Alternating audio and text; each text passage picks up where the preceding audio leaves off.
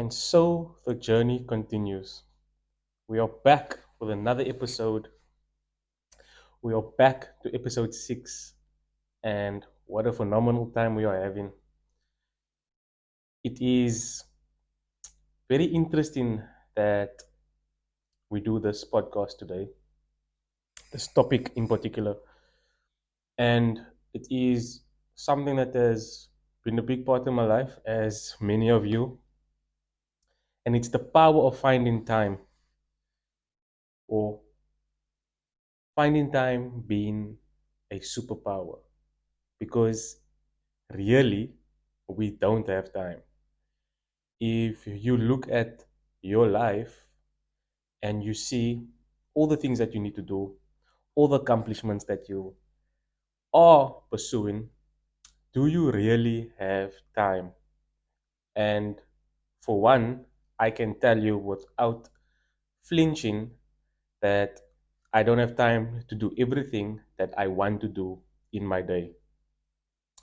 And it can be frustrating, it can be discomforting, it can also be discouraging, but there's big solutions in this area, and solutions that don't really come um, quickly or with a snap of a finger, but it really takes time. It takes some sort of journeying in order to find the solutions when it comes to managing time and making time.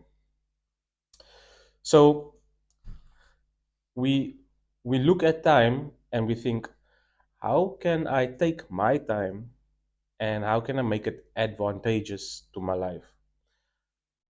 Is my time important? And how do we measure if our time is important? Who we spending time with, does that add value to me or to us or to the person we are spending time with? And what are we spending time on? So these are all questions that we may have in our mind when it comes to this big topic of time.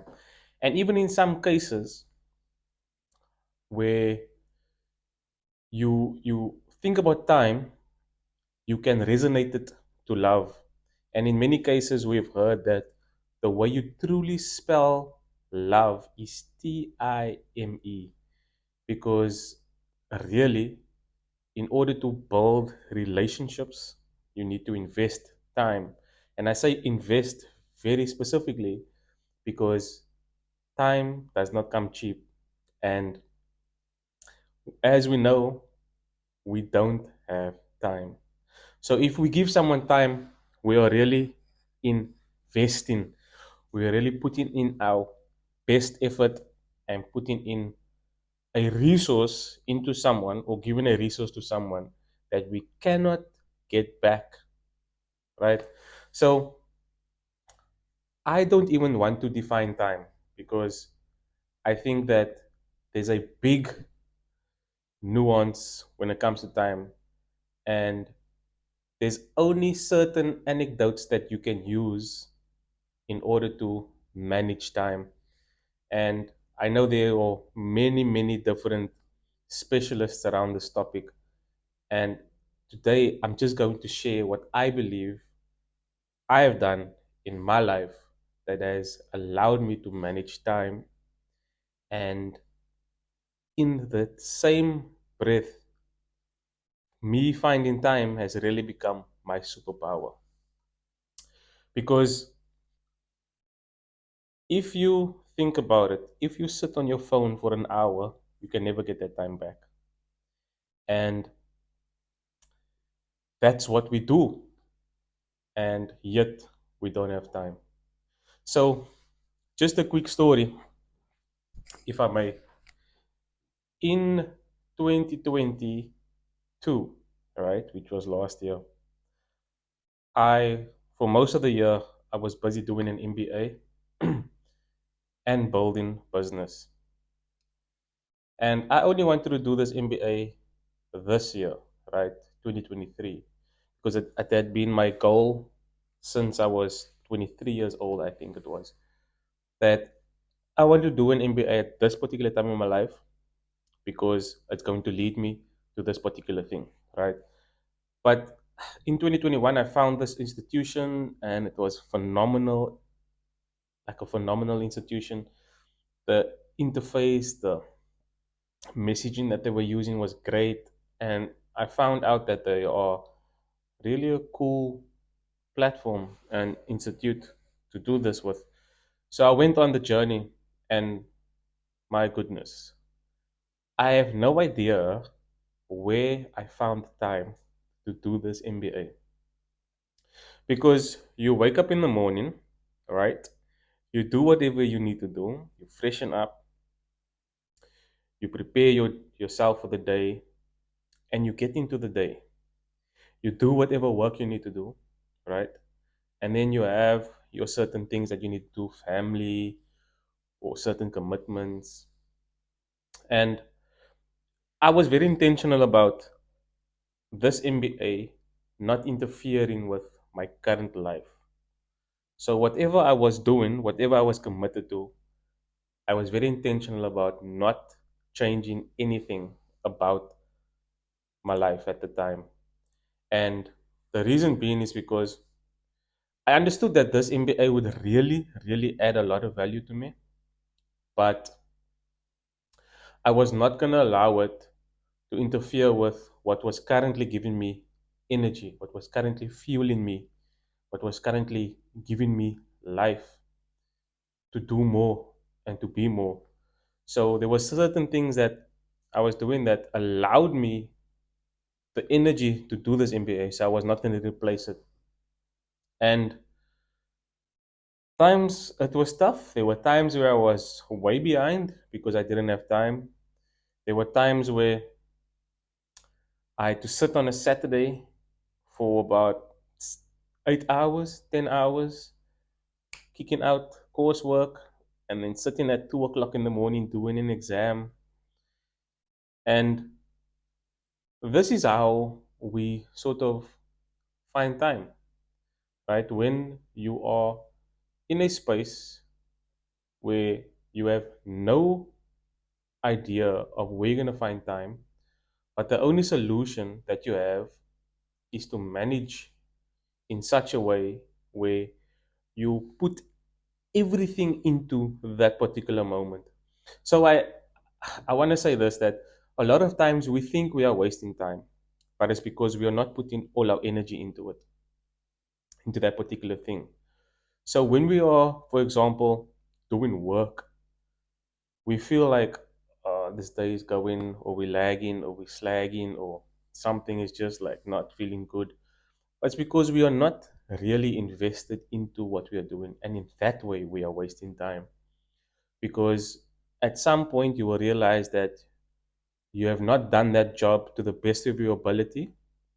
And now you need to redo or make changes or tweak or better.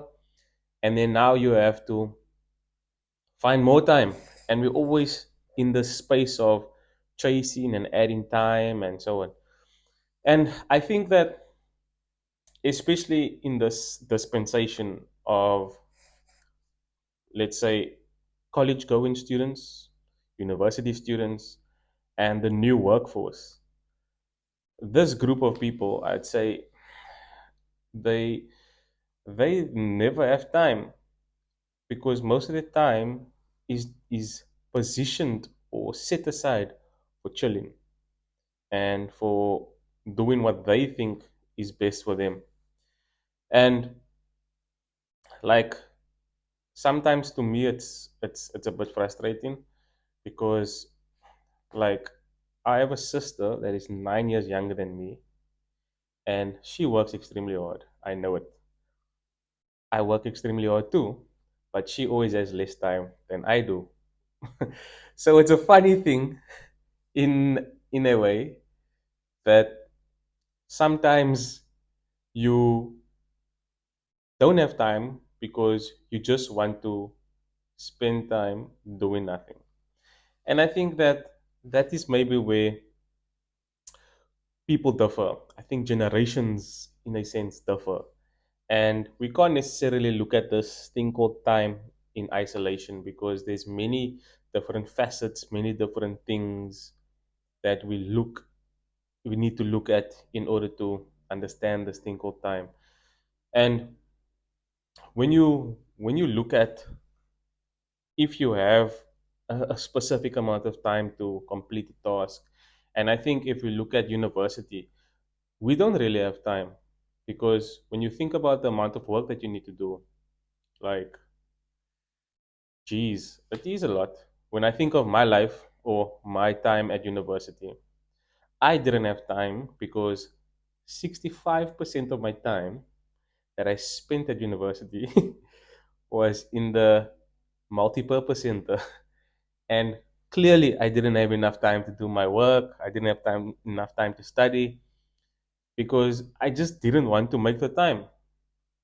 So, if we just think about this thing, like, in a sense of, is having time or having enough time a myth versus is having no time a myth, like, we can just settle it that if you don't have time, it means that you're not making time. And I believe that when you prioritize certain things accurately, you'll begin to see that time is not really a problem, but it's your decision making that is maybe the problem. So when you decide to do a certain thing, do it to your best of ability, do it with everything that you have inside of you, so that you can not waste time, but you can actually maximize time. So I've learned this skill in my work that I, I love incredibly to work under pressure. I sort of cannot work efficiently if there's no pressure. And in that way, I find myself saving a lot of time, maximizing a lot of time, and doing things extremely efficiently in the least amount of time. So I'm an accountant by profession, and obviously we know that accountants have no time. We understand that accountants need at least 48 hours in a day in order to get their work done, right? So there's countless times where, as an accountant where I was working previously, I would come to work before I'm supposed to be at work and leave many hours after I'm supposed to leave work. And this is just because of the nature of the work. It's just the way things are. I don't know um, if times are even in a contract of an accountant, because it's just simply impossible.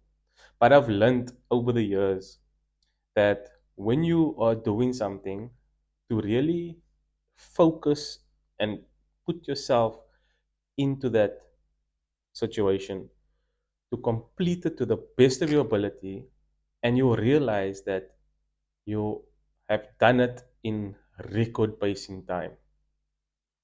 And for me, this has really helped me over the years, right?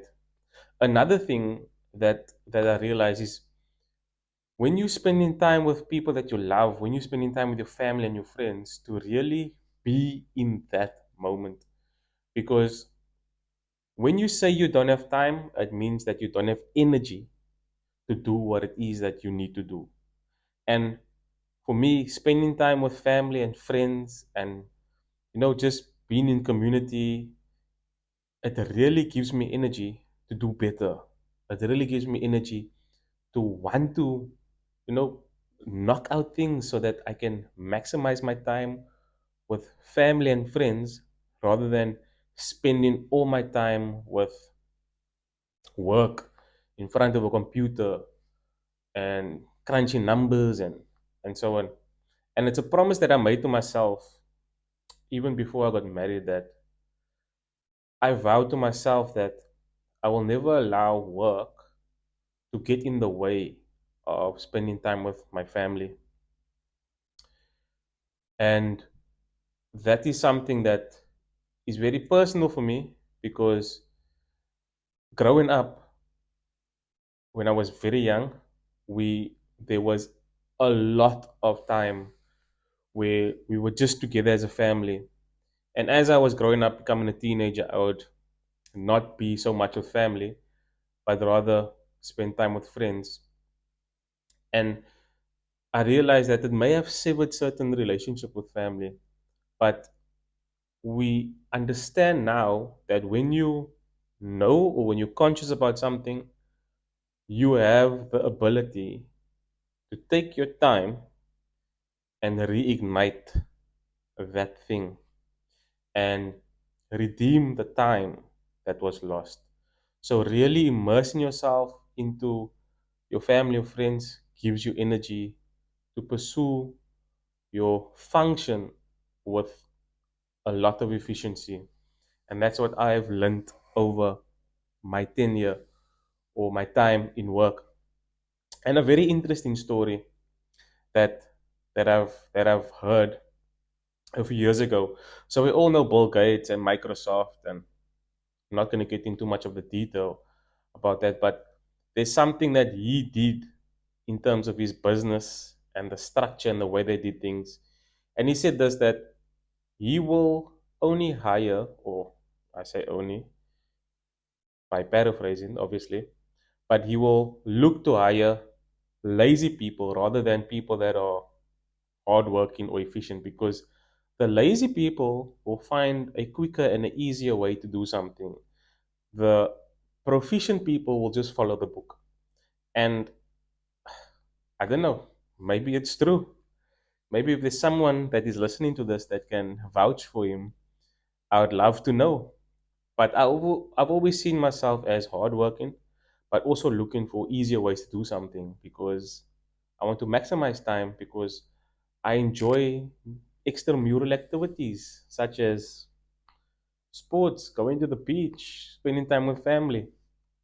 And those are the things that really give you energy. So what I'm saying is the way you manage time is to maximize your time in your work, right? To fund your time with family and friends. Because we all know we need money. Money is time, but you also need time to spend money, right?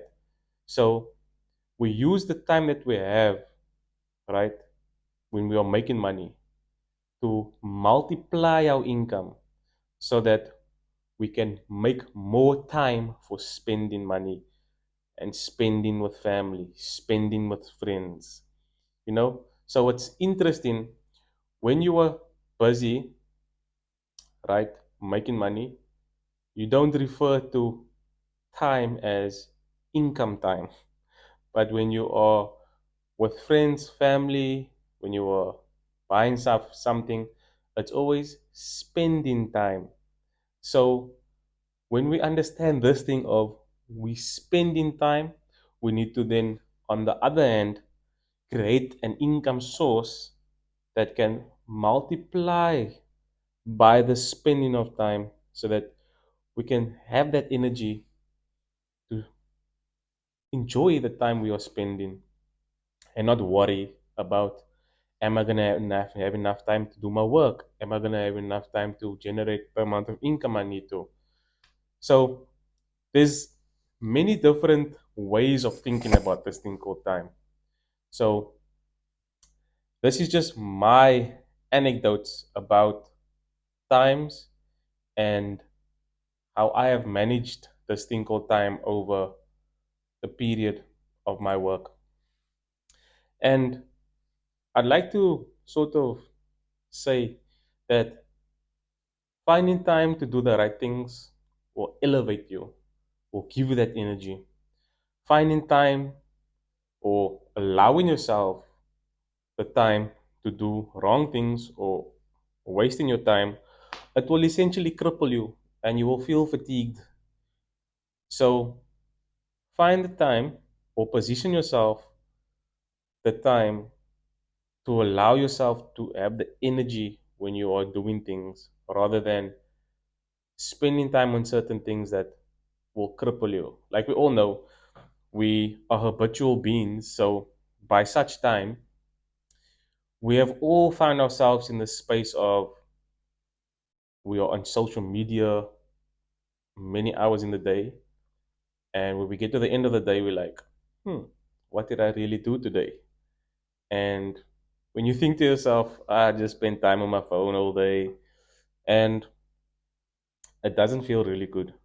So, how do you position yourself to maximize your time and then to use your time, immerse yourself in the moment of doing work to generate the level of income you want in order to spend time with your family and friends and spend your money to what you believe you deserve.